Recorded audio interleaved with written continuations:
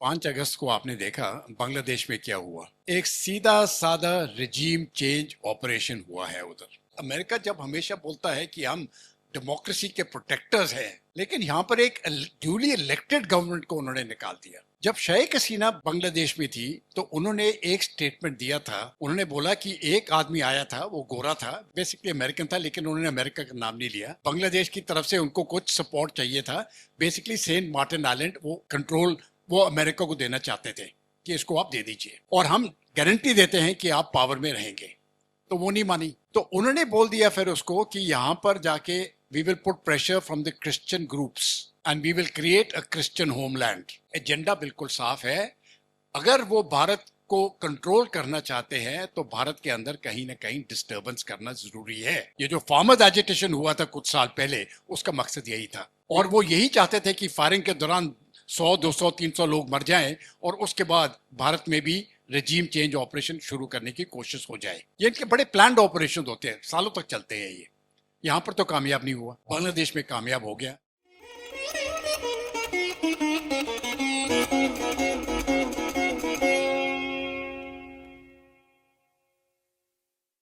आप सभी का स्वागत है आज के इस पैनल डिस्कशन में, जिसका विषय है global economic index ranking, miss interpretation facts in India. आज हम लोग बात करते हैं विकसित भारत की।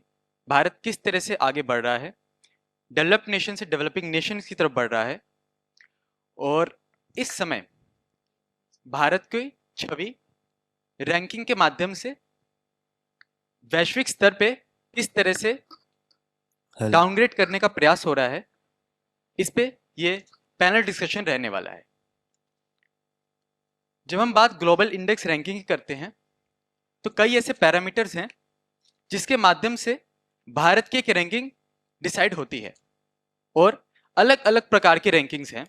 इकोनॉमिक्स के क्षेत्र में, हंगर इंडेक्स के क्षेत्र में, हैप्पीनेस इंडेक्स के क्षेत्र में, और इसे पूरे वैश्विक स्तर पे किस तरह से एक नैरेटिव के माध्यम से बनाया जाता है, ये पैनल डिस्कशन उसी पे रहने वाला है।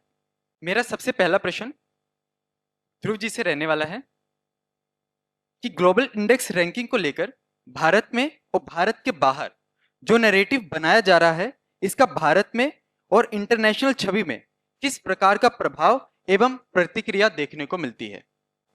ये जो रैंकिंग्स जो होती हैं, आपने कई बार देखा होगा, वर्ल्ड हंगर रैंकिंग्स आई है, फ्रीडम ऑफ एक्सप्रेशन रैंकिंग्स आई है, रिलीजियस फ्रीडम भारत में और पूरे विश्व में किस प्रकार से चल रहा है, ये सब चीज़ें रैंकिंग होती हैं।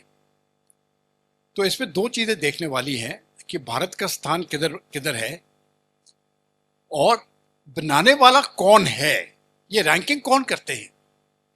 और अगर आप इसको देखोगे तो ज़्यादा करके जो भी इंस्टीट्यूट्स जो इस प्रकार की रैंकिंग करते हैं वो वेस्टर्न यूरोप में है या यूनाइटेड स्टेट्स ऑफ अमेरिका में है, और कहीं नहीं देखते आप ये इस प्रकार की रैंकिंग हो रही है। ये दो जगह है, और जब ये रैंकिंग करते हैं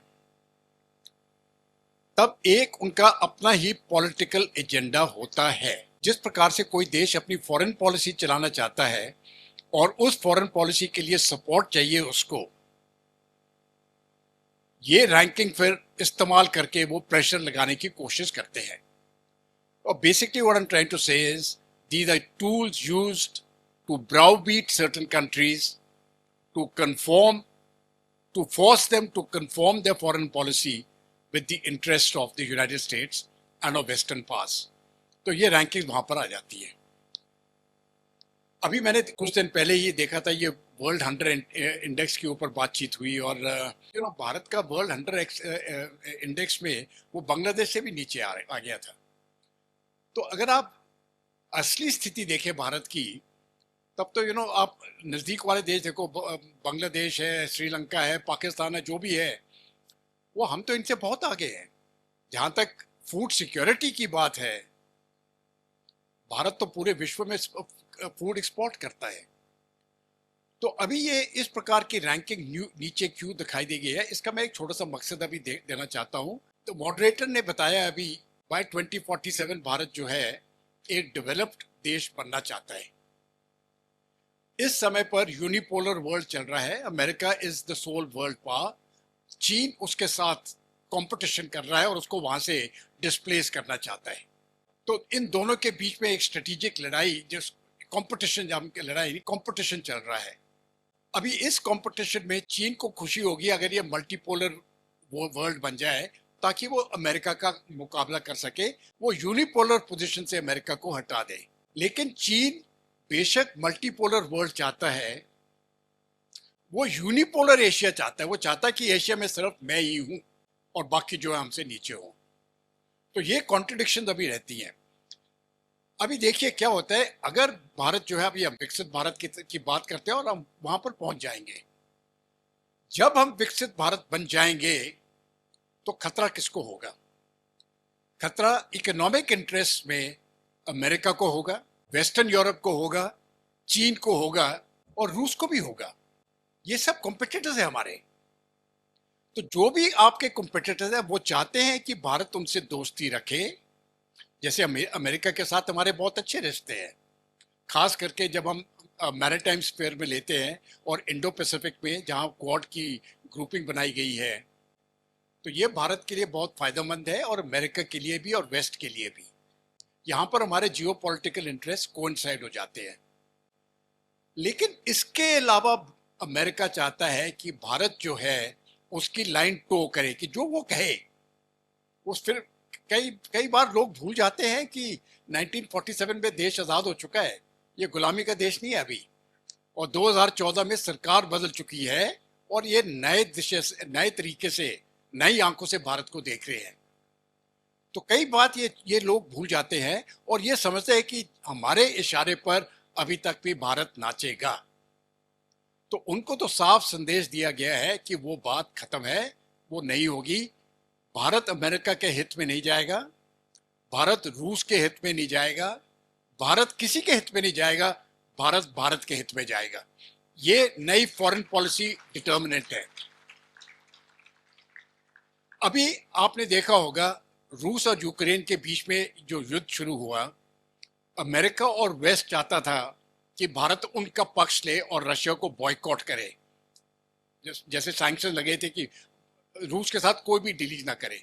लेकिन भारत ने कहा नहीं, हमारे रूस के साथ रिश्ते अलग है, वो हम कायम रखेंगे, अमेरिका के साथ जो रिश्ते हैं वो भी कायम रखेंगे।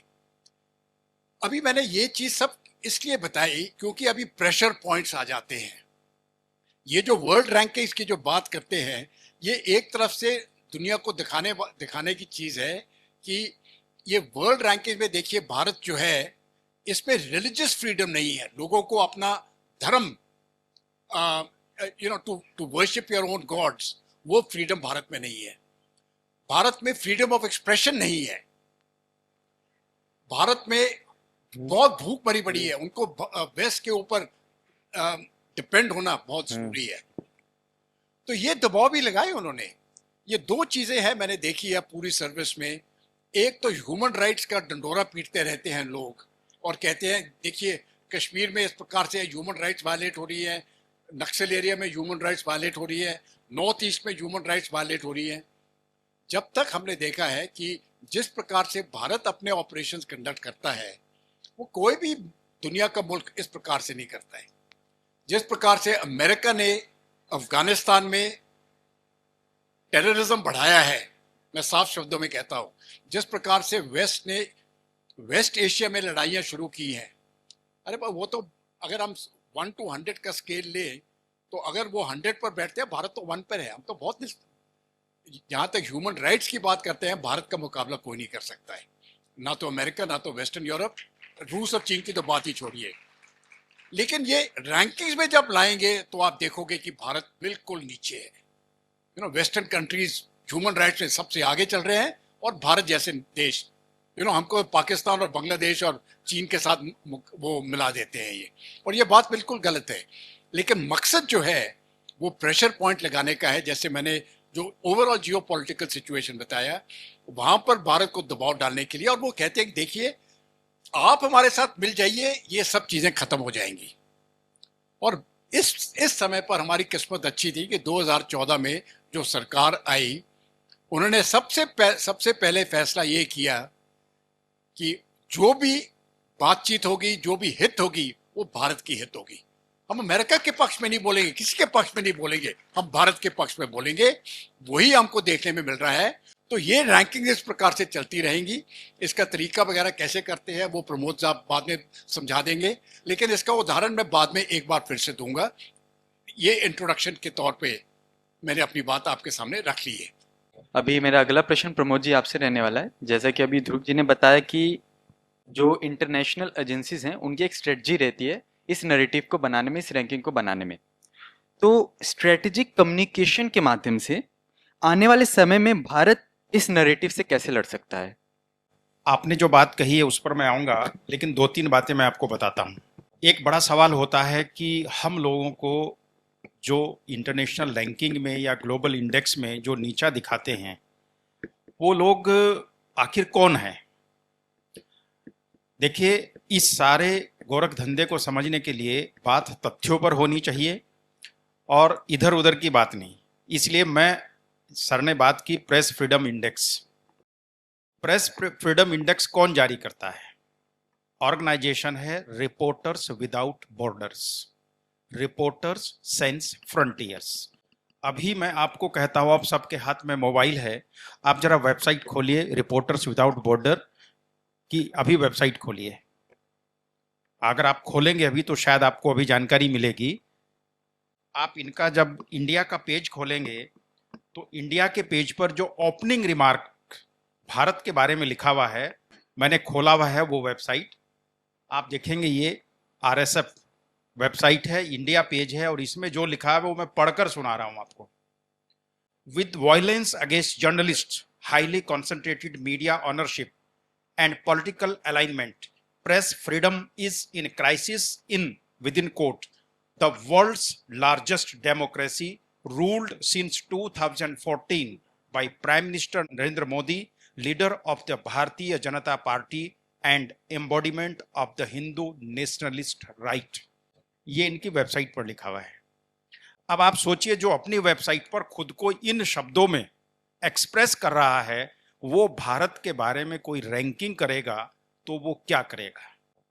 आप देखिए, भारत में हम सब माहौल देखते हैं, भारत में मीडिया पर कौन से हमले हो रहे हैं, किस मीडिया पर्सन को परेशान किया जा रहा है। एक एनडीटीवी का प्रकरण हुआ था, उसे लेकर बहुत बड़ा बवाल करने की कोशिश की गई, लेकिन जब आप गहराई में गए तो वो बवाल क्यों हुआ था? अगर एनडीटीवी या एक कोई भी मीडिया हाउस प्रॉपर टैक्स जो गवर्नमेंट के रूल्स अगर उन्हें ठीक से फॉलो नहीं करेगा तो सबके खिलाफ कार्रवाई होगी, एनडीटीवी हो चाहे कोई भी हो। बाकी किस मीडिया पर्सन के खिलाफ कार्रवाई हुई है?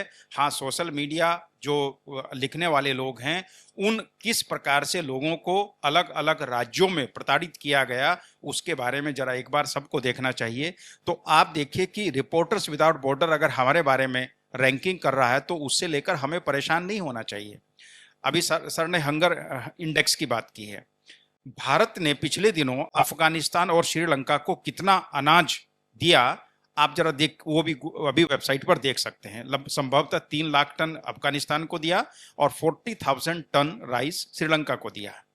ठीक है, अब ये जो हंगर इंडेक्स कैसे तैयार होता है, दुनिया के 4-5 बड़े देश, यूएस, ब्राजील, कनाडा वगैरह वगैरह, जर्मनी भी उसमें है, ये 5 देशों की जो फूड एक बेसिकली कैलोरी इंटेक लोगों का है, किस फूड से मिलता है, वो बेसिकली नॉनवेज है। भारत में कितने लोग नॉनवेज खाते हैं? और जो लोग नॉनवेज खाते हैं वो भी कहते हैं भैया मंगलवार को नहीं खाऊंगा, या किस दिन व्रत है तो उस दिन नहीं खाऊंगा, वो भी सप्ताह में 2-3 दिन निकाल देते हैं। अब सोचिए कि भारत में नॉनवेज कितना इंटेक है, और भारत की 80% से ज्यादा पॉपुलेशन जो है वो शाकाहारी है। अब उनके पैरामीटर से, अगर उन 5 देशों के पैरामीटर से आप भारत के हंगर इंडेक्स को डिसाइड करने की कोशिश करेंगे तो भारत उसमें कभी नहीं आएगा, क्योंकि उनके पैरामीटर्स अलग हैं, वो भारत में लागू हो ही नहीं सकते। तो आज हम लोगों को इस हीन भावना से बाहर आना चाहिए कि कौन देश हम लोगों को ग्लोबल इंडेक्स में कहां दिखा रहा है। जरूरत इस बात की है कि पहले हमें ये जो लोग दुनिया की कुछ ताकतें मिलकर पंचायती करने की कोशिश करती है, हम लोगों को खुद भारत ये पंचायती शुरू करे। पहले ब्रिटेन करता था, अब यूएस करता है, कुछ जगह चाइना करता है। जब तक भारत ये पंचायती करनी शुरू नहीं करेगा, जब तक शक्ति संपन्न नहीं बनेगा, ये इस प्रकार की रैंकिंग होती रहेगी, इस प्रकार के इंडेक्स आते रहेंगे। हमें उसमें उलझने की बिल्कुल आवश्यकता नहीं है। हम लोगों को, उन लोगों को उनकी जो रैंकिंग्स है उसे बिना वजह क्रिटिसाइज नहीं करना, हमें तथ्यों पर बात करनी है। ये तथ्य सबको पता होने चाहिए। और हमारे यहाँ सब जो युवा बैठे हैं, आने वाले समय में उन्हीं को कमान संभाल ली है। आने वाला समय भी नहीं, मैं तो कहता हूं ये वक्त उन्हीं का है, ये दौर उन्हीं का है, और उन सबको कमान संभालनी चाहिए। अलग अलग क्षेत्रों में हम कैसे, भारत में अलग अलग समूह खड़े होने चाहिए, भारत में अलग अलग थिंक टैंक खड़े होने चाहिए, उसमें तथ्यपरक शोध करने वाले शोधार्थी खड़े होने चाहिए। शोध की ठीक से समझ होगी तो मैं आपसे कह सकता हूं कि फिर कोई दुनिया की ताकत हमारे सामने टिकने वाली नहीं है। 1 मिनट और लूंगा।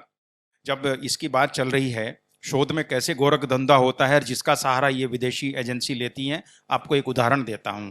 एक इंटरनेशनल एजेंसी है यूनिसेफ, आप सब जानते होंगे। मध्य प्रदेश में उन्होंने रिसर्च किया, गूगल पर ये इंफॉर्मेशन अवेलेबल है। उन्होंने मध्य प्रदेश में रिसर्च किया, भोपाल में रिसर्च किया, और एक पर्टिकुलर एरिया में रिसर्च किया। और उसकी फाइंडिंग्स क्या हैं, आप सुनकर हंसेंगे। फाइंडिंग्स ये हैं कि भारत में महिलाएं सबसे ज्यादा अनसेफ टेम्पल्स में हैं और सबसे ज्यादा सुरक्षित मस्जिदों में है। ये उनकी फाइंडिंग है। अब आप ये बताइए, पहला सवाल तो यह है कि मस्जिदों में महिलाएं जाती कितनी हैं। आप सोचिए, जो लोग इंटरनेशनल रैंकिंग कर रहे हैं, जो इस प्रकार की रिपोर्ट्स जारी करके पूरे विश्व में भारत को बदनाम करने की कोशिश करते हैं, आपको उनकी मेथोडोलॉजी पर सवाल करना है और तथ्यपरक सवाल करना है। जब आप रिसर्च करते हैं तो रिसर्च में आप सब जानते हैं कि अगर मुस्लिम डोमिनेटेड एरिया में आप कोई सैंपलिंग करेंगे और सैंपल लेने वाले भी वही होंगे, तो परिणाम क्या आएगा। आप जम्मू कश्मीर में कोई अध्ययन करेंगे और पूरे भारत में उस अध्ययन के परिणाम को आप लागू करेंगे, क्या ये पॉसिबल है। आपने रिसर्च में सुना होगा फंडामेंटल रिसर्च, अप्लाइड रिसर्च और एक्शन रिसर्च। एक्शन रिसर्च जो छोटे से किसी क्षेत्र में हुआ, तो क्या उसकी फाइंडिंग्स को आप यूनिवर्सली जनरलाइज कर सकते हैं, कभी नहीं कर सकते। तो इसलिए जो रिसर्च करने वाले हैं उनकी इंटेंशन क्या है, क्या उनकी सैंपलिंग है, मेथोडोलॉजी क्या है। आप 100 लोगों से बात करके पूरे भारत के परिणाम को बता सकते हैं क्या। 150 करोड़ लोगों की भावना, उनकी सेंटिमेंट्स, उनकी बात को 100 लोगों की सैंपलिंग रिप्रेजेंट कर सकती है। इस प्रकार तथ्यों पर हमें बात करनी चाहिए। मेरा प्रश्न अब ध्रुव जी से रहेगा कि ऐसे कौन से इंटरनेशनल पावर्स और ऑर्गेनाइजेशन हैं जो भारत की इस फॉल्स रैंकिंग को कंस्ट्रक्ट करने का काम करती हैं, और हमारे देश की गवर्नमेंट अपना कैसे रैंकिंग सिस्टम बनाने में आने वाले समय में काम करेगी। देखिए, इस समय पर भारत ने इस प्रकार का इनिशिएटिव नहीं लिया है कि हम किसी भी चीज़ के ऊपर वर्ल्ड रैंकिंग्स करवाएं। इसके लिए बहुत बड़ी ऑर्गेनाइजेशन चाहिए होती है। तो फर्ज करें अगर हमने ही, भारत ने ही एक ये इनिशिएटिव लेना है कि freedom of the press index अगर हम खुद बनाना चाहते हैं, तो इसका मतलब है हमारे रिप्रेजेंटेटिव सभी देशों में होना चाहिए। और वहाँ पर जाके फ़र्ज़ करो दिल्ली यूनिवर्सिटी या जवाहरलाल नेहरू यूनिवर्सिटी ये इनिशिएटिव को लेती है, तो उसके लिए फिर फंडिंग चाहिए, और ये फंडिंग करोड़ों में जाएगी। ये सस्ता काम नहीं होता, ये बहुत पैसा लगता है इसमें। और उसके बाद जाके हर एक जगह पर ये इस प्रकार की टीम्स बनेगी उसी देश की। तो अगर हमने ब्राज़ील का डेटा लेना है तो कंटैक्ट होगा ब्राज़ील के लोगों के साथ, जो उनके प्रोफेसर्स हैं, मिलिट्री पर्सनल हैं, एडमिनिस्ट्रेटिव पर्सनल हैं, वगैरह वगैरह। 20-25 इंडिविजुअल्स जो माने जाने जाते हैं उनको लेंगे, उनको फिर परफॉर्मा भेजा जाएगा, और उसके बाद जाके पूरे देशों से ये परफॉर्मा जब वापस आता है तो उसकी एनालिसिस फिर भारत में होगी। मुझे नहीं लगता है कि इस समय पर ये इनिशिएटिव भारत आगे वाले कुछ सालों में ये इनिशिएटिव भारत लेने वाला नहीं है। तो इसका मतलब है कि रैंकिंग जो है, जो करते हैं वही करते रहेंगे। अभी reporters sans frontiers, reporters without borders, जिसका ये इंग्लिश नेम है, लेकिन क्योंकि इसका हेडक्वार्टर्स फ्रांस में है और फ्रांस में इसको रिपोर्टर्स sans फ्रंटियर्स वो फ्रेंच में आ जाता है, तो RSF बन जाता है। अगर आप इसका जो सिस्टम है लेने का, वो क्या करते हैं, और सॉरी बिफोर दैट कुछ लोग, मैं जिनसे कुछ लोगों से मिला था, क्योंकि जहाँ पर मैं इंडिया फाउंडेशन में काम करता हूँ, पूरी दुनिया के लोग very senior people, they keep coming, हमारा इंटरेक्शन होता रहता है। तो उनसे मैंने पूछा, मैंने कहा देखिए जहाँ तक प्रेस फ्रीडम की बात आई है और आप लोग भारत में रहे हैं, आपको कैसे लगता है भारत में प्रेस फ्रीडम कैसी है? और सभी ने कहा नहीं, भारत में जो प्रेस फ्रीडम है, बहुत कम देश हैं पूरी दुनिया में जिस प्रकार का भारत में प्रेस फ्रीडम है, हमको तो टॉप 10 टॉप 20 में होना चाहिए, लेकिन फिर भी हम बॉटम 10 20 में जाते हैं। तो मैंने उनको बोला ये क्यों होता है? तो उन्होंने बोला, one of these people they were doing this, they said the fault is actually yours only. तो उन्होंने कहा ये जैसे कि प्रेस फ्रीडम इसकी बात करते हैं तो दो क्राइटेरिया लेते हैं ये। एक क्राइटेरिया ये होता है कि एक साल के अंदर जो हमारे रिपोर्टर्स वगैरह हैं उनको कितना हैरेस किया है या कितनों की डेथ हुई है एक साल के अंदर। तो अगर भारत का डेटा लेते हैं या 4 या 5 डेटा आता है हर साल, किसी न किसी कारण, अगर फर्ज करो कोई नक्सल इलाके में चला गया है, कोई गोली लगी, उसकी डेथ हो गई, या कोई रिपोर्ट दे रहा है सैंड माफिया के ऊपर कर रहा है तो गुंडों ने उसको जाके मार दिया, तो कुल मिला के भारत में 4 या 5 केस एक साल में आते हैं।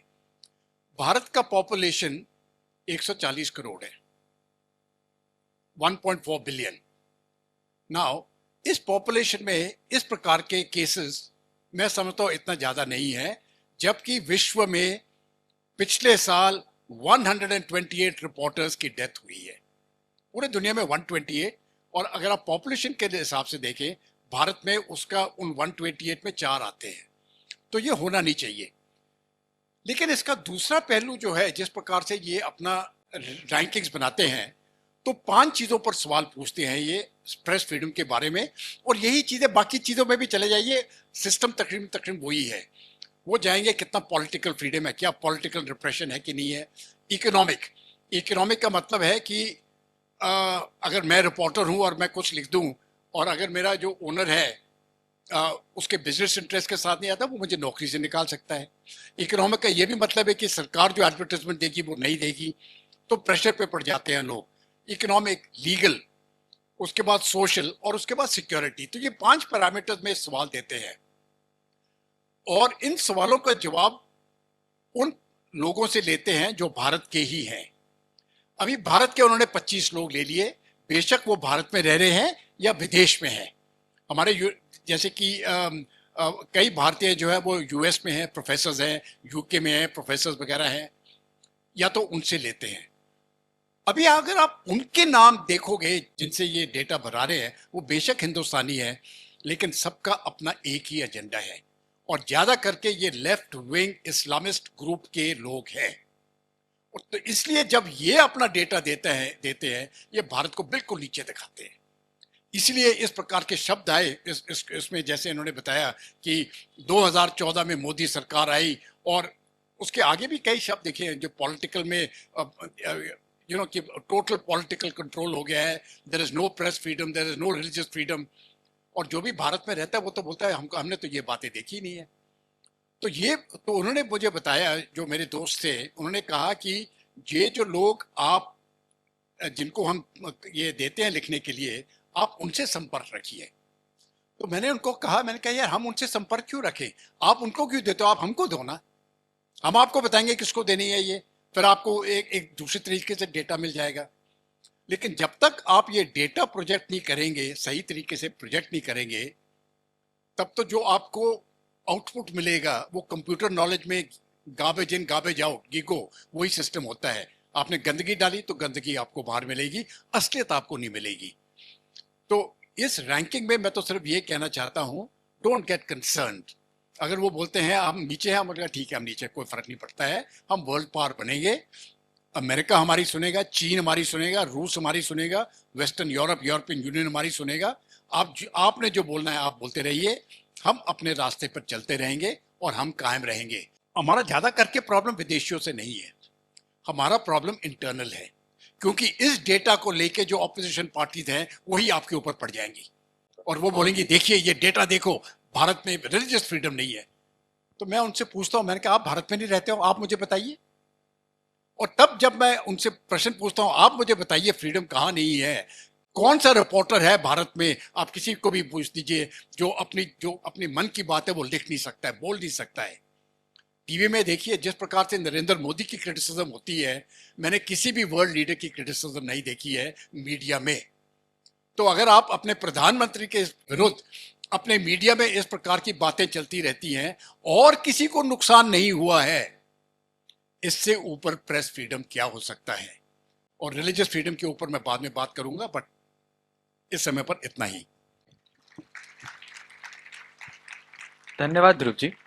जैसा कि आपने भी बताया कि जो प्रॉब्लम है वो विदेश में नहीं बल्कि हमारे अपने इंटरनल प्रॉब्लम्स हैं, और ये जो इंडेक्स है इससे सोशल पे जो अफेक्ट पड़ता है, हमारी सोसाइटी पे जो अफेक्ट पड़ता है, खास करके युवाओं पे जो अफेक्ट पड़ता है, तो मेरा इसी को लेके अगला प्रश्न प्रमोद जी आपसे रहने वाला है कि भारत को अपनी सोशल स्ट्रेटजी किस प्रकार बनानी चाहिए इस वैश्विक फर्जीवाद से युवाओं को बचाने के लिए। बहुत अच्छा सवाल आपने पूछा है। मैं स्ट्रेटजी कम्युनिकेशन का विद्यार्थी हूँ, तो इस विषय पर बात करेंगे। देखिए, सर ने बहुत सारी बातें बताई, रिलीजियस फ्रीडम की भी बात बताई है। आपको याद होगा दिल्ली में विधानसभा चुनाव हुए थे पिछली बार, और किसी ने रात में नशे में धुत एक व्यक्ति ने चर्च की खिड़की पर एक पत्थर फेंक दिया और शीशा टूट गया था। आप लोगों को कुछ स्मरण आया होगा। उसके बाद भारत में रिलीजियस फ्रीडम को लेकर जो यूएस स्टेट डिपार्टमेंट जो रिलीजियस फ्रीडम जारी करता है, उसने पूरे भारत में कहा कि माइनॉरिटीज की बहुत बुरी हालत है, उन पर अटैक हो रहे हैं, और ऑर्गेनाइज तरीके से कई साल तक उस डेटा को यूज किया जाता रहा। तो हम लोगों को, जैसा मैंने पहले कहा, तथ्यों के आधार पर अपनी बात रखनी है। अगर हम जरा भी कहीं भावना में बहेंगे तो फिर हम उल्टे वो बूमरैंग करेगा, वो हम पर ही पिल पड़ेंगे। इसलिए शोध हम ठीक से करें, तथ्यपूर्ण बात रखें, और जैसे सर ने अभी कहा, हम जब लिखें तो लिखते समय हमारा जो कंटेंट है वो बहुत अपीलिंग होना चाहिए, और कंटेंट को तैयार करने के लिए जो भी आवश्यक सावधानी हमें रखनी वो रखनी चाहिए। अब सबसे बड़ा सवाल ये होता है कि हमें कम्युनिकेट किससे करना है। हम अखबार पढ़ते हैं, ये सवाल आता है कि साहब कितने लोग अखबार पढ़ते हैं, यूथ अखबार नहीं पढ़ते, इस प्रकार की भी बातें आती हैं। सवाल यह है कि यूथ को कहीं से तो इन्फॉर्मेशन मिलती है, अगर वो डिजिटल माध्यम से ही अपडेट रहते हैं तो हमें अपनी बात कैसे लोगों तक पहुंचानी। अगर यूथ डिजिटल माध्यमों पर उपलब्ध हैं तो यूथ से हम वहीं वास्तव में संवाद करेंगे।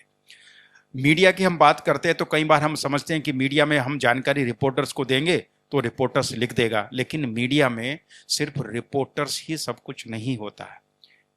वास्तव में जो ओपिनियन मेकर होते हैं, मीडिया में दो खासतौर से वर्ग होते हैं। एक संपादक होता है जो संपादकीय लिखता है, और दूसरे कॉलम राइटर्स होते हैं जो वास्तव में ओपिनियन आर्टिकल लिखते हैं। तीसरा एक सवाल होता है, साहब इंटरनेशनल मीडिया में तो हम लोगों की बड़ी किरकिरी होती है, इंटरनेशनल मीडिया हमारे खिलाफ लिखता है, इंटरनेशनल मीडिया में हम कैसे अपनी बात रख सकते हैं। सर ने जो बात कही है अभी की प्रॉब्लम घर में ही है। इंटरनेशनल मीडिया में जो लिखने वाले लोग हैं उनमें बड़ी संख्या लोग, या मेजॉरिटी आप कहिए, वो भारत के ही लोग हैं जो पैसे के या किसी लालच में वहाँ लिखते हैं, नाम के लालच में लिखते हैं। और एक सबसे बड़ा फॉरेन मीडिया का जो माइंडसेट है वो हमें स्पष्ट समझना चाहिए कि कॉलोनाइज जो माइंडसेट है उनका वो आज भी है। आज भी भारत उनके लिए सांप सपेरों का देश है, अशिक्षित लोगों का देश है। आपको याद होगा 2014 में जब भारत का मार्स मिशन सक्सेसफुल हुआ और सबसे कम खर्चे में वो मार्स मिशन हुआ, तो उसे लेकर न्यूयॉर्क टाइम्स ने एक कार्टून छापा था। वो कार्टून, उसमें आपने देखा होगा कि एक स्पेस क्लब में एक किसान, यानी भारत को दिखाया कि वो नॉक कर रहा है डोर को, भारत को दिखाया एक लुंगी पहने हुआ किसान जो ऊपर उसके पास शर्ट भी नहीं है और हाथ में उसने गाय का रस्सा पकड़ा हुआ है। यानी उनके लिए भारत आज भी वही गरीब देश है और गाय का रस्सा पकड़कर वो स्पेस क्लब में जा रहे हैं। ये मजाक किया गया था, हालांकि बाद में मजाक नहीं मतलब अपमान किया गया था। बाद में न्यूयॉर्क टाइम्स ने इस पर माफी मांगी। सवाल यह है कि फॉरेन मीडिया को इस पूरे समीकरण को समझने के लिए हमें एक बात तथ्यपूर्ण तरीके से समझनी चाहिए। आप सब प्रबुद्ध युवा हैं, आप इस विषय में और अगर थोड़ा ऑनलाइन माध्यम में भी सर्च करेंगे तो आपको जानकारी मिलेगी। BBC, New York times, Washington post, time, ये इस प्रकार के जो बड़े संस्थान हैं, आप जरा इनका फंडिंग सोर्स पता कीजिए। इनका बहुत बड़ा जो फंडिंग सोर्स है वो यूएस और यूके नहीं है। अब इनका जो सबसे बड़ा फंडिंग सोर्स है वो चाइनीज एजेंसीज हैं। अब चाइनीज एजेंसी अगर किसी इंटरनेशनल मीडिया हाउस को किसी ना किसी तरीके से फंड करेंगी, तो आप क्या समझ रहे, वो साथ में एजेंडा नहीं देंगे? वो क्या भारत को बड़ी ताकत दिखाएंगे, वो चीन को छोटा दिखाएंगे? तो ये एक पैसे का भी मसला है वास्तव में, फंडिंग सोर्स इन मीडिया हाउसेस का भी, और दूसरा जो इंटरनेशनल एजेंसीज हैं जो रैंकिंग करती हैं, इंडेक्स तैयार करती हैं, उनके भी फंडिंग सोर्स को हमें ठीक से समझना चाहिए। तब हम इन चीज़ों को ठीक से समझेंगे। इसलिए भारत में हम लोगों को करना क्या चाहिए, अगर विश्व स्तर पर हमें संवाद करना है, भारत के पास अभी ऐसा कोई प्लेटफॉर्म नहीं है जिसकी क्रेडिबिलिटी न्यूयॉर्क टाइम्स या बीबीसी के लेवल की है या टाइम के लेवल की है। इसलिए भारत के सामने एक चुनौती है, और मैं तो कहता हूं ये चुनौती आप सब युवाओं के सामने है कि भारत में इस प्रकार का प्लेटफॉर्म कैसे खड़ा हो जो इंटरनेशनल लेवल पर लोगों से कम्युनिकेट करे। देखिए, जो भारत, जो विश्व के दूसरे लोग हैं, उनसे बड़ा टारगेट ऑडियंस हमारा अपने एनआरआईज का है, डायस्पोरा है। हमारे लोग इस प्रकार की रिपोर्टिंग से, इस प्रकार की ओपिनियन से हमारे अपने लोग कंफ्यूज होते हैं, उन्हें देश के बारे में सही जानकारी नहीं मिलती। तो इसलिए इंटरनेशनल लेवल के अगर मीडिया हाउस हम खड़ा करते हैं, तो मुझे लगता है कि भारत को लेकर जो एक तरह तरह के भ्रम पैदा किए जाते हैं, रैंकिंग के माध्यम से भारत को बदनाम किया जाता है या फॉरेन मीडिया के माध्यम से बदनाम किया जाता है, तो जब हम सही संवाद, तथ्यपरक संवाद जब हम करेंगे इंटरनेशनल लेवल पर, तो चीज़ें उसके बाद सुधरेंगी। तो इस प्रकार की स्ट्रेटजी बनाकर हमें आगे बढ़ना चाहिए। जैसा कि अभी बात हुआ कि सोर्सेज जो है, इनके फंडिंग सोर्सेज हैं, वो बाहर से आते हैं, उनके पास एक बहुत बड़ा फंडिंग सोर्स है। तो इनका जो ये फंडिंग सोर्स है और ये जो रैंकिंग डिसाइड करते हैं, ये भारत के सिक्योरिटी और इकोनॉमिक के दृष्टिकोण से कैसे हमारे देश में डिस्टर्बेंस को क्रिएट करता है। तो ये वाला प्रश्न भाई साहब ध्रुव जी से रहने वाला है। तो सिक्योरिटी के दृष्टिकोण से और इकोनॉमिक के दृष्टिकोण से ये कैसे? मेरे अपने सोच विचार से ये भारत के सामने सबसे बड़ी इस समय पर चुनौती है। अभी कुछ ही महीनों में 5 अगस्त को आपने देखा बांग्लादेश में क्या हुआ। एक सीधा साधा रिजीम चेंज ऑपरेशन हुआ है उधर। और रिजीम चेंज क्यों हुआ? क्योंकि American interest bay of Bengal में वो अपना बढ़ाना चाहते थे, और जो अमेरिका चाहता था वो बांग्लादेश करने के लिए तैयार नहीं था। और क्योंकि बांग्लादेश तैयार करने के लिए नहीं था, तो अमेरिका ने सोचा अभी शेख हसीना का बहुत समय हो गया है, इसको हम निकाल देते। तो ऑपरेशन रिजीम चेंज शुरू हो गया, राइट्स, डिस्टर्बेंसेस। और अमेरिका क्या बोलता है, देखिए उधर फ्रीडम नहीं है, वो इलेक्शन जो हुए हैं वो सही नहीं है। और अमेरिका जब हमेशा बोलता है कि हम डेमोक्रेसी के प्रोटेक्टर्स हैं, लेकिन यहाँ पर एक ड्यूली इलेक्टेड गवर्नमेंट को उन्होंने निकाल दिया एक रिजीम चेंज ऑपरेशन पर। लेकिन जहाँ पर डिक्टेटरशिप्स है, वहाँ पर तो अमेरिका उनके साथ है। तो ये बात कभी भी डिक्टेटरशिप या नॉन डिक्टेटरशिप की नहीं है, डेमोक्रेसी या नॉन डेमोक्रेसी की नहीं है। ये बात हर एक अपने जो बड़े देश हैं उनके नेशनल इंटरेस्ट की है। तो यहाँ पर बात हो रही है अमेरिकन इंटरेस्ट। लेकिन जब वो अमेरिकन इंटरेस्ट, वो ये नहीं बोलेंगे कि ये अमेरिका के हित में है, वो ये बोलेंगे हम ह्यूमन राइट्स के ऊपर कर रहे हैं, लोगों के फ्रीडम के लिए कर रहे हैं। तो शब्द जो है वो बहुत मीठे मीठे शब्द होते हैं, असली मकसद होता है अपना इंटरेस्ट। अभी देखिए सिक्योरिटी के लिहाज से अभी इस समय पर मणिपुर में प्रॉब्लम चल रहा है। जब शेख हसीना बांग्लादेश में थी तो उन्होंने एक स्टेटमेंट दिया था। उन्होंने बोला कि एक आदमी आया था, वो गोरा था, बेसिकली अमेरिकन था, लेकिन उन्होंने अमेरिका का नाम नहीं लिया। और वो चाहता है, उसने मुझे कहा कि बांग्लादेश की तरफ से उनको कुछ सपोर्ट चाहिए था। बेसिकली सेंट मार्टिन आइलैंड वो कंट्रोल वो अमेरिका को देना चाहते थे कि इसको आप दे दीजिए और हम गारंटी देते हैं कि आप पावर में रहेंगे। तो वो नहीं मानी। तो उन्होंने बोल दिया फिर उसको कि यहाँ पर जाके we will put pressure from the Christian groups and we will create a Christian homeland. और ये क्रिश्चियन होमलैंड कहाँ बनेगा? ये म्यांमार का कुछ हिस्सा, अगर आप म्यांमार का बॉर्डर देखोगे भारत और म्यांमार के साथ, तो वहां पर चिन लोग रहते हैं और ये सब क्रिश्चियंस हैं। भारत के नॉर्थ ईस्ट में अगर आप मिजोरम लेते हैं, नागालैंड लेते हैं, तो 90% पॉपुलेशन जो है वो क्रिश्चियन फेथ का है। और बांग्लादेश के चिटागोंग हिल ट्रैक्स में भी काफ़ी हैवी परसेंटेज ऑफ लोग हैं ये क्रिश्चियन है। तो उसने ये बताया कि हम इन सब को मिला के एक सेपरेट क्रिश्चियन देश इधर खड़ा करेंगे। तो ये उनका पॉलिटिकल एजेंडा आ गया। अभी जब ये पॉलिटिकल एजेंडा आ गया तो सिक्योरिटी इश्यूज बन जाती है। और यही चीज़ अगर आप देखोगे कुछ दिन पहले जब मिजोरम के चीफ मिनिस्टर अमेरिका गए, तो वहां पर उन्होंने भी ये बात कही, एक हमारे चीफ मिनिस्टर ने ये बात कही और इसका मीडिया में भी काफ़ी हद तक जिक्र हुआ। और जब मैंने ये टीवी के ऊपर जब डिस्कशन हो रही थी, तो जो मिजोरम के लोग थे वो इसको डिनाई करने की कोशिश कर रहे थे, लेकिन ये सब चीज़ें रिकॉर्डेड हैं। और फिर वो इस डिनाइल पूर्व में कह गए, उसका कहने का मतलब कुछ और था। वो पॉलिटिकल स्टेट नहीं बनाना चाहते थे, वो जस्ट पीपल कनेक्ट करना चाहते थे। वो अभी गोल मोल करने की कोशिश की, लेकिन एजेंडा बिल्कुल साफ है। अगर वो भारत को कंट्रोल करना चाहते हैं तो भारत के अंदर कहीं ना कहीं डिस्टर्बेंस करना जरूरी है। ये जो फार्मर्स एजिटेशन हुआ था कुछ साल पहले, उसका मकसद यही था। और वो यही चाहते थे कि फायरिंग के दौरान 100, 200, 300 लोग मर जाएं और उसके बाद भारत में भी रजीम चेंज ऑपरेशन शुरू करने की कोशिश हो जाए। ये इनके बड़े प्लान्ड ऑपरेशन होते हैं, सालों तक चलते हैं ये। यहां पर तो कामयाब नहीं हुआ, बांग्लादेश में कामयाब हो गया। तो ये जो एजेंडा जो चलाते हैं, ये रिलीजन बेस के ऊपर ये चलता रहेगा और ये हमारा सिक्योरिटी इशू बनता है। तो कई बार एक इसका मकसद और भी है। इसी सरकार ने क्या किया, ये जो फॉरेन फंडिंग जो आ रही थी इसके ऊपर कंट्रोल लगाया था कुछ साल पहले।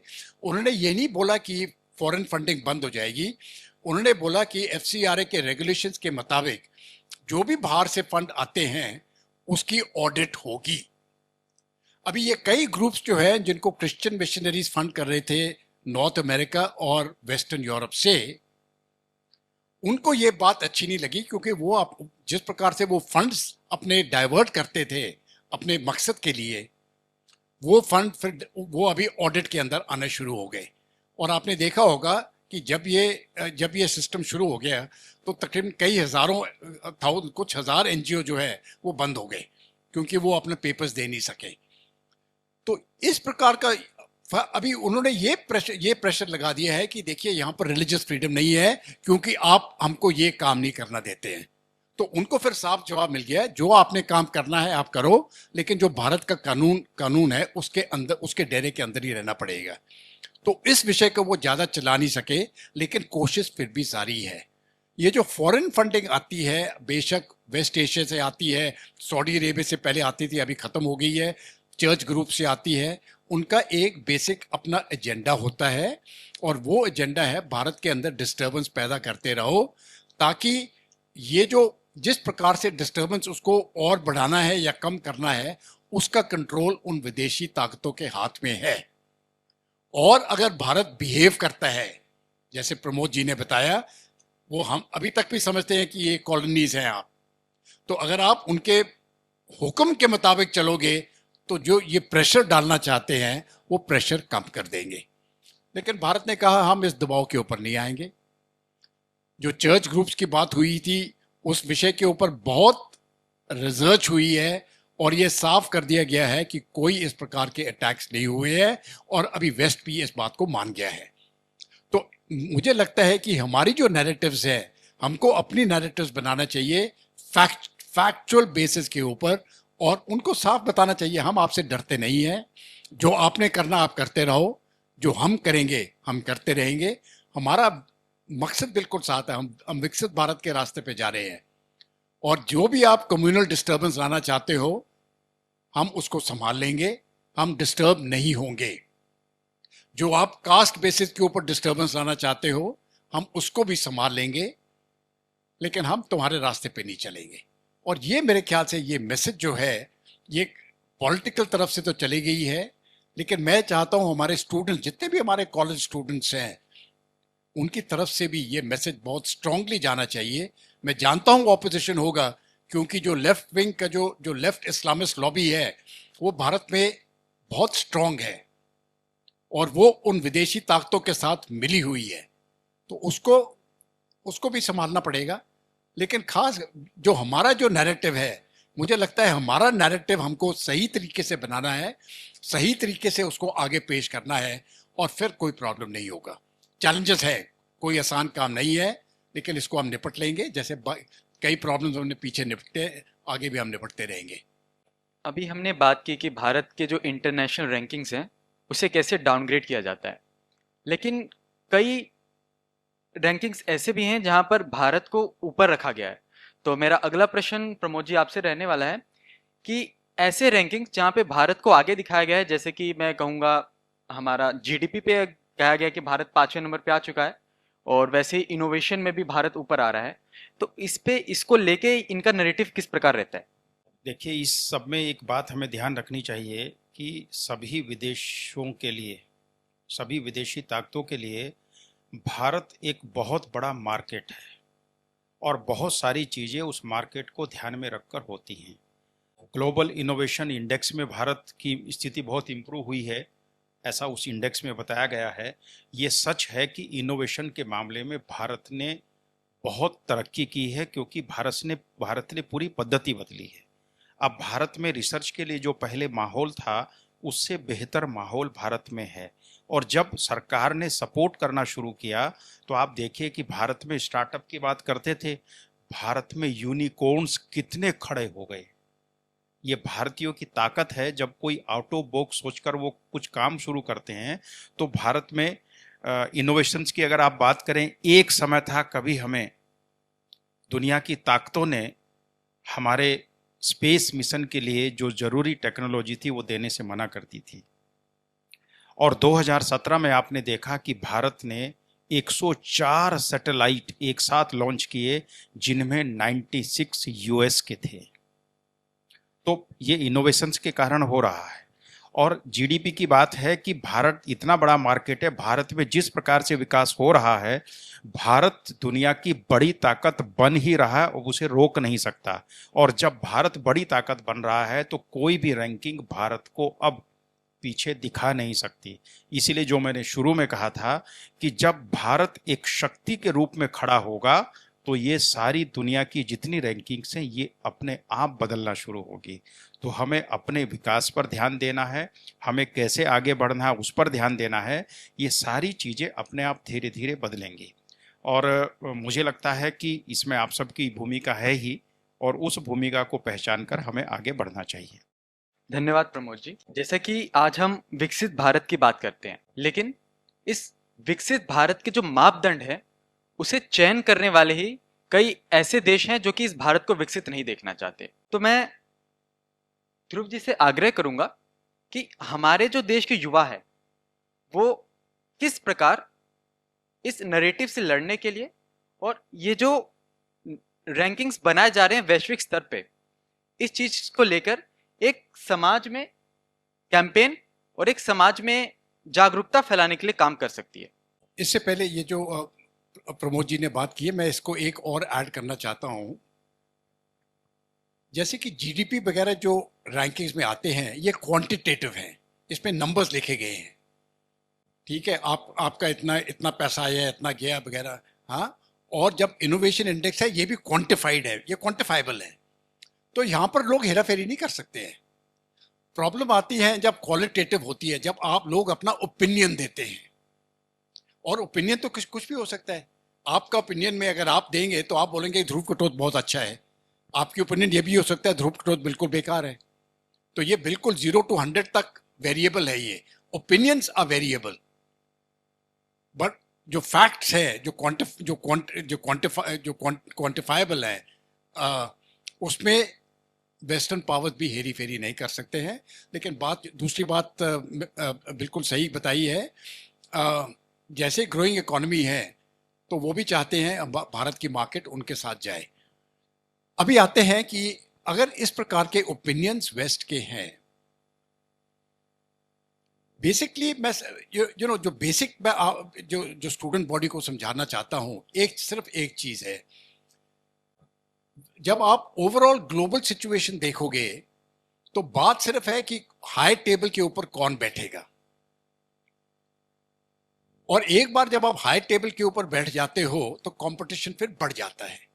तो जो लोग इस समय पर हाई टेबल पर बैठे हैं, जैसे कि G7 बन गया, वो हाई टेबल पर बैठ रहे हैं, वो पूरी दुनिया के लिए इकोनॉमिक पॉलिसीज बना रहे हैं। अभी वो G8 रशिया था, वो अभी रशिया को निकाल दिया उन्होंने, और बाकियों को उस G7 के अंदर आने नहीं दे रहे हैं। न तो वो G8, G9, G10 क्यों नहीं बन रहा है ये? हाँ, G20 बनाया है, लेकिन जो बेसिक पॉलिसी जो बनाते हैं ये G7 बनाते हैं, क्योंकि ये अमीर देश है, इकोनॉमिक पावर इनके साथ है, और ये नहीं चाहते हैं कि बाकी भी इसमें मिल जाएं। तो जब भारत विकसित बन रहा है, जब हम ऊपर उठने की कोशिश कर रहे हैं, और हो भी जाएगा, तो सबसे पहले हमारा मकसद होगा, पहले ये तो यूएन बॉडी में P5 है, तो P6 क्यों नहीं? भारत तो सबसे बड़ा देश है, 5th लार्जेस्ट इकोनॉमी, 4th बन रहा है, और 3-4 साल में 3rd लार्जेस्ट इकोनॉमी हो जाएगी, $5 ट्रिलियन इकोनॉमी हो जाएगी। और जब इस विषय के ऊपर कुछ दिन पहले हमारा एक प्रोग्राम चल रहा था, और एक हमारे इकोनॉमिस्ट आए, तो उन्होंने कहा देखिए 5 ट्रिलियन तो हमारा हो जाएगा, इसके ऊपर तो कोई शक ही नहीं है, बात करना चाहिए 10 ट्रिलियन की। और फिर वो थोड़ा सोचे, बोलते 10 ट्रिलियन भी हो जाएगा, अभी सोचिए 20 ट्रिलियन की। तो देखिए ये जो सोच जो है ना, ये सोच में ही बदली हो चुकी है। अभी वो 5 ट्रिलियन की तो बात हो, तो लोग 5 ट्रिलियन तो चिल्लर है, 10, फिर बोलते 10 भी नहीं, अभी 20, आप तो 4 पर पहुंचे हो, 20 के ऊपर नजर है, और मैं आपको यकीन दिलाता हूं जैसे 20 पर नजर जाएगी वो बोलेंगे 40 पर जाओ। ये फर्क पड़ गया है भारत में। तो ये मैं आपको ये समझाना चाहता हूं, दुनिया आपको हाई टेबल में नहीं बिठाना चाहती है, क्योंकि यहां पर फर्ज करो बियर की 10 बोतलें हैं और 5 लोग बैठे हैं, तो हर एक को 2-2 बोतल बियर की मिल जाएगी, जो हमारे जवान लोग बियर पियेंगे। तो हाँ, अभी 20 आ गए तो यार शेयर करना पड़ेगी। तो बेसिकली आप बीच में आ जाइए और उनको बोलिए देखिए अभी आप 10 लोग हैं इधर, हम आ जाते हैं 11, 2-4 और आ जाएंगे 15, लेकिन ये जो आपकी 15 बोतल बियर है इसको हम 50 कर देंगे, कोई कमी पेशी नहीं है। जैसे प्रधानमंत्री बोलते हैं there is enough for everybody, we can all grow. तो ये जीरो सम गेम जो वेस्ट खेलता है, ये मेरे ख्याल से ये लूजिंग गेम है, क्योंकि उनका मतलब ये है कि अगर भारत ऊपर उठ जाएगा तो हम नीचे हो जाएंगे। वो नीचे नहीं होंगे, वो भी ऊपर रहेंगे। अगर भारत ऊपर हो गया तो श्रीलंका भी ऊपर हो जाएगा, बांग्लादेश भी ऊपर हो जाएगा, नेपाल ऊपर हो जाएगा। अगर नेपाल ऊपर हो गया तो भारत नीचे थोड़ी होगा। तो ये सोच में भी, आपको भी अपने सोच में भी मुझे लगता है एक एम्बिशियस सोच होना चाहिए अभी। और ये जो नेगेटिव बातें जो लोग कहते हैं उनको आप हंसी मजाक से बोलते ठीक है, और ये आपकी सोच है, हमारी सोच नहीं है। कुछ दिन पहले राम माधव जो हमारे इंडिया फाउंडेशन के प्रेसिडेंट है, उन्होंने भाषण भी दिया था, और उनकी एक बात मुझे बहुत अच्छी लगी जो मैं आपको इधर, ये उनका आइडिया था तो मेरा नहीं है ये, लेकिन मैं उससे बिल्कुल सहमत हूँ। जब भी हम जाते हैं और हम यंगस्टर से बात करते हैं, हम उनको बताते हैं देखिए आप लोग देश के फ्यूचर हैं। तो राम माधव ने कहा ये बात सही नहीं है, आप लोग देश के फ्यूचर नहीं है, आप लोग देश के प्रेजेंट हैं। आपने फ्यूचर का नहीं देखना कि फ्यूचर हम बनाएंगे, आप अभी हैं, आपने अभी करना है। You are the present of India, not the future. Future अभी पैदा होगा, उसकी बात छोड़िए। You are the college student, so every time when we hear this lecture that you are the future of India and we are very proud of you, I think we should have to change that. You are the present now. You have to change what you think is not right, and you have to move this country in the correct direction. It is the youth of India. You are the present. You are also the future, yes, but you are the present. And I think that is what I would like to say in response to this question.